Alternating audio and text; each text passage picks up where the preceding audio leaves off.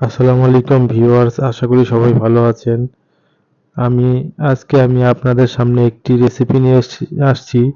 সেটা হলো ঐতিহ্যবাহী আমাদের ঢাকার কাচ্চি কিভাবে বানাতে হয় সেটা আমি আপনাদেরকে বানিয়ে দেখাবো। এখন আমি একটা বোলের ভিতরে গরুর মাংস এবং আলু, এদিকে টক দই আছে, শাহি জিরা আছে, এখানে গোলমরিচ গুঁড়া আছে, দারচিনি এলাচি আছে, এখানে আপনার জিরা গুঁড়া আছে, আহ, সাথে আপনার টমেটো সস আছে, টক দই আছে, সব মিক্স করা হয়েছে এবং লবণ পরিমাণ মতন আছে। মিক্স করে 1 ঘন্টা রেখে দিয়েছি আমি। এর সাথেই আপনারা দেখতে পারছেন আমি পেঁয়াজ বেরেস্তা করতেছি। পেঁয়াজটা যখন লাল লাল হয়ে যাবে, পেঁয়াজটা ভাজা হয়ে যাবে, তখন আমি পেঁয়াজটা ইয়ের সাথে মাংসের সাথে মেরিনেট করা যে মাংস ছিল ওই মাংসের সাথে আমি মেশাবো। তো দেখুন কি সুন্দরভাবে পেঁয়াজ ভাজা হচ্ছে। পেঁয়াজ ভাজার একটা সুগন্ধি ঘ্রাণ আছে। যারা অবশ্যই আহ, এই এগুলা পারছেন তারা অবশ্যই বুঝতে পারবেন। পাশেই আমি একটা বড় পাতিলা, এই পাতিলার ভিতরে আপনার শাহি জিরা, দারচিনি, এলাচি এবং কিছু লবঙ্গ দিয়ে লবঙ্গ দেওয়া হয়েছে এবং সাথে 2-3 কাপ মুখা, 2-3 চা চামচ তেল দেওয়া হয়েছে, সাথে লবণও দেওয়া হয়েছে। এটা যখন পানি ফুটবে তখন আমি চাল দিয়ে দিব। এই যে একটু আগে যে বেরেস্তাটা করলাম, পেঁয়াজের বেরেস্তাটা, এই পেঁয়াজের বেরেস্তাটা আমি মাংসের সাথে ভালো করে মিশাবো, যাতে মাংসের সাথে খুব ভালোভাবে মিশে যায়। এখন আমি যে মাংসের সাথে দিচ্ছি এবং এই যে হাত দিয়ে আমি এই বেরেস্তাটা মাংসের সাথে খুব সুন্দরভাবে মেশাবো, যাতে সুন্দরভাবে মেরিনেট করা মাংসের সাথে সুন্দরভাবে মিশে যায়।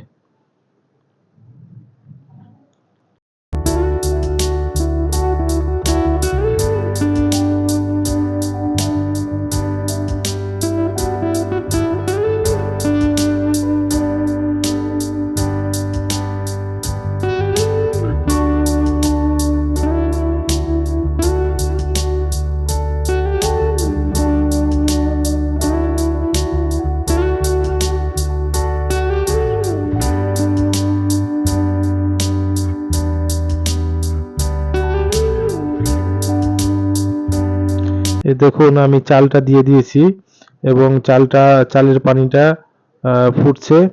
ফুটতে ফুটতে যখন আপনার 70% 70% চাল ফুটে যাবে, তখন আপনি একটা জালিতে করে বা একটা ঝুড়িতে করে এই এই যে দেখুন আমি করছি, পানিটা কিভাবে ঝরানো হয়েছে পোলাওর চাল, এই যে চিনি গুঁড়া পোলাওর চাল।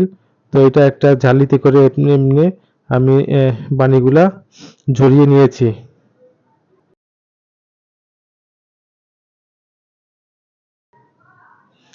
এখন এই যে মেরিনেট করা মাংসগুলা আমি পাতিলার নিচে দিলাম, সুন্দরভাবে আলুগুলো উপরে দিলাম। আলুগুলা নিচে দিলে আলুগুলা পুরো লেগে যাবে।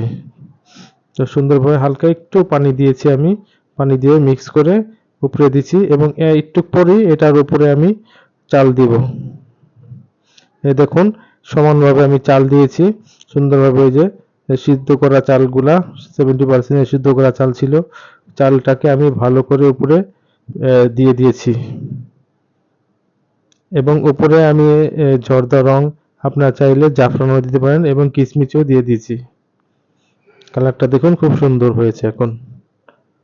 এখন আমি এই যে ময়দার একটা পরত তৈরি করেছি, এই পরতটাকে চারোখান দিয়ে আমি আটকে দিয়েছি সরার, যাতে ভাপটা না বের হতে পারে এবং এই ভাপেই যাতে কাচ্চিটা সুন্দরভাবে হয়ে যায়।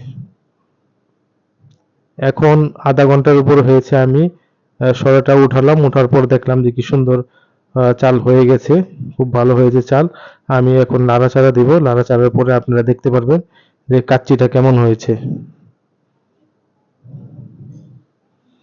এই যে দেখুন, আপনারা দেখুন, এখন আমি একটু নাড়াচাড়া দিয়েছি।